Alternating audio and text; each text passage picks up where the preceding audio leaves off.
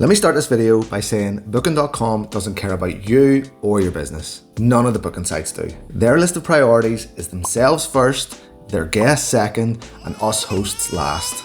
Never mind cash cows, they see us as commission cows. They call us partners, but we're really just numbers that exist to serve their guests. But as much as I hate to admit it, we need them.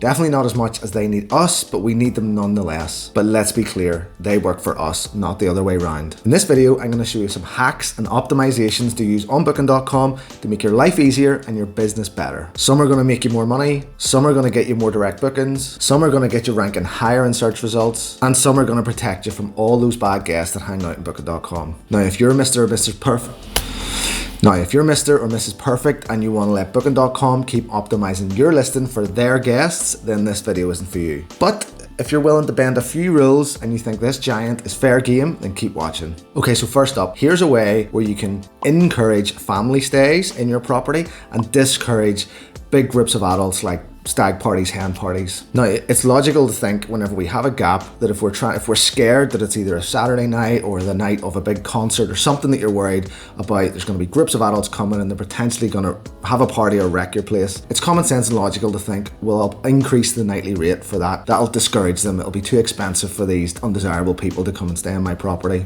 But in actual fact, all that does is discourage a family. Now think about it. If you're a family coming to stay on a property, it's one wallet, it's one purse that's paying for that stay. But if you're a group of 10 guys on a stag do, then that nightly rate is being split 10 ways. So increasing the nightly rate, it doesn't really deter groups of adults who are coming to party. All it does is turn off families. So the way around that is on Booking.com to set up child rates. So just like this, whenever a family searches for availability and your property is available, you can set it where children are either free or heavily discounted. So what that means is when a family searches, they're going to see a much cheaper rate and therefore be more incentivized to book than if a group of say 6 or 10 adults searches for your place. They're going to see a much higher nightly rate. Now this next trick to protect your property from bad guests on Booking.com, when a booking comes through, look at it on your computer. This doesn't work on your phone, but you can click the guest name and it brings up all their past Booking.com history. So you can see if they've ever been marked as guest misconduct, you can see how often they cancel, you can see if it's their first time booking, and crucially you can see what their average review score is that they leave. So this is going to give you a bit of a heads up about what to expect with these guests. Now one thing I've noticed, and I have not been able to get confirmation from Booking.com on this, is when you open up the booking, if the name is black and you aren't able to click it, I think that is because there have been some issues with this guest in the past. But Booking.com are trying to protect themselves because the last thing they want is for a host to contact a guest and say, Booking.com told me that you were a bad guest before, therefore you're not staying in my place. Because what's that going to do? That's going to mean the guest leaves Booking.com and goes booking on some other booking site. Now, we all hate paying Booking.com commission, but here's a way where you can get a few little rewards every time you pay. So if you're set up to take payments from guests yourself and then Booking.com charge you their commission invoice a month in arrears, they're going to want you to set up a direct debit.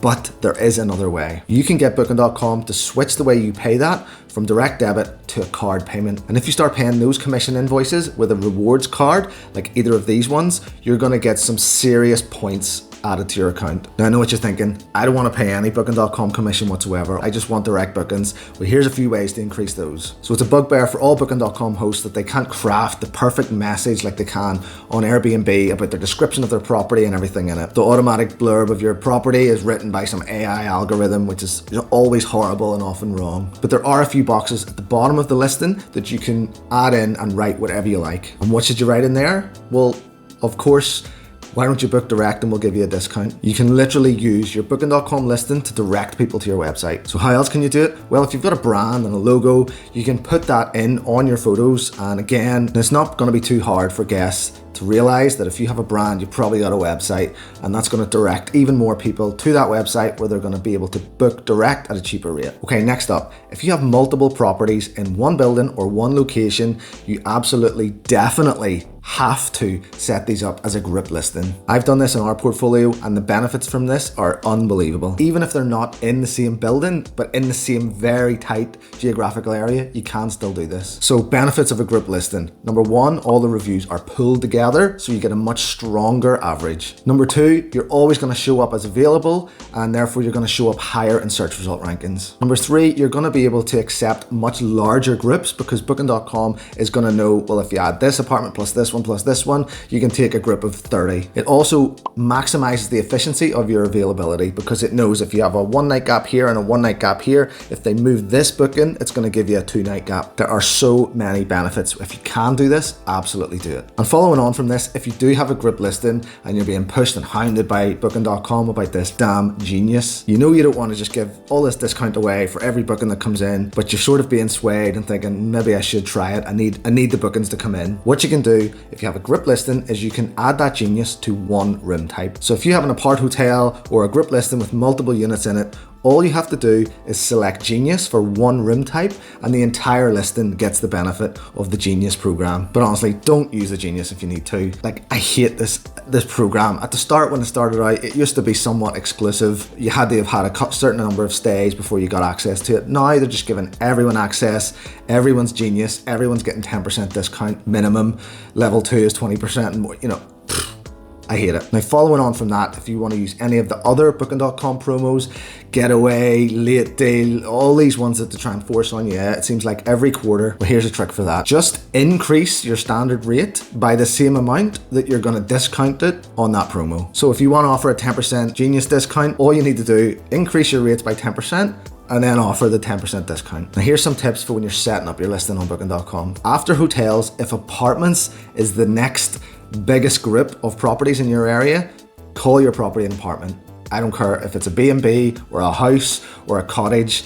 If apartments is ranking second in terms of numbers after hotels, call your property an apartment, because what's going to happen is people are either going to filter by hotels or by apartments. And if you've got some villa or weird, strange property category, you're not going to show up at all. Another trick for when you're getting set up is, now if you're in an area where you're worried about regulation coming or people not too happy about running a service apartment or an Airbnb in that area, when you're setting up the listing on Booking.com, you don't have to give the full detailed address. You can give the street address and you can give the postcode, but you don't have to give the building number. And you certainly don't have to give the apartment number. Now this last one can be a wee bit hard to get your head around. I already mentioned before that Booking.com gives a boost in rankings to properties that show up as available most. Now the number one search for length of stay in most areas is 1 night. If you know what's good for you, you don't offer 1 night stays. We don't. 1 night stays attract the wrong type of guests, they're not very profitable, and they're just a hell of a lot of work. But that's a video for another time. But if you don't offer 1 night stays, you're never going to show up when people search for them. And because of that, you're always going to get pushed down the rankings. So how do we get around this?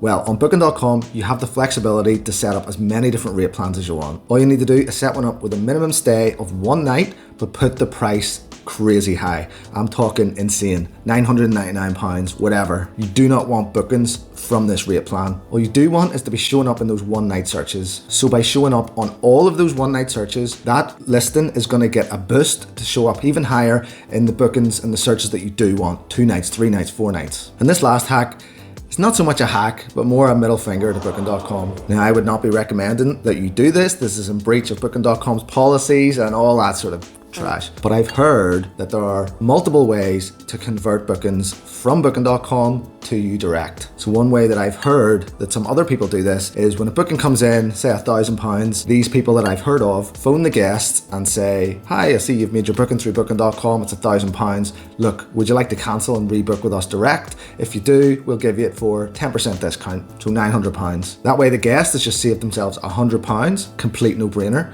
The host has saved themselves 5% of discount because they've offered 10% discount to the guest. Booking.com commission is 15, so you've made 5% profit margin. Now again, I'm not saying that you should do this, but that is a way to save tons and tons and tons of commission. Now Booking.com are getting wise to this and they're offering frequent travelers incentives to keep booking with Booking.com. But that's not going to be for everyone. And for a lot of people, they're just going to see a cheaper rate for Booking Direct and they're going to cancel with Booking.com and come to you. I, like all other hosts, I'm all about the direct bookings. But you got to think about the investment in trying to get those direct bookings versus the return, i.e. what you're saving in commission. Booking.com are never going away. We do need them and they need us. But it's important that you're streetwise and use that platform to benefit yourself. I hope you found this helpful. If you've got any questions, drop them in the chat. See you next time.